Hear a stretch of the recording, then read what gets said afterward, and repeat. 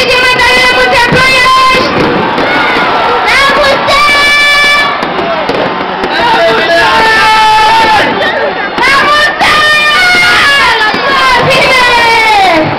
La mulți ani, Ploiești, mai avem un minut, cred. Cât arată ceasul din centru? Cine îmi zice? Cine îmi zice cât e ceasul? Ia, hai să repetăm propoziția. Zâmbește și iubește, da?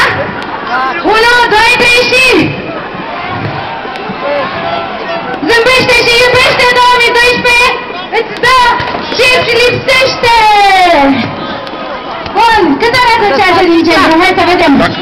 Începem să numărăm cu toții. De la 100, e bine? De la 500?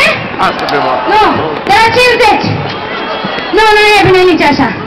Bun, atunci nu mai numărăm. Voi de ce ați venit? Toată-i șampania. Toată șampania sus! Toată șampania sus!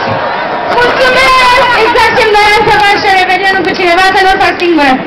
Mulțumesc! Stai, nu! Nu! Cât e ceasul? Mai stați puțin, mai...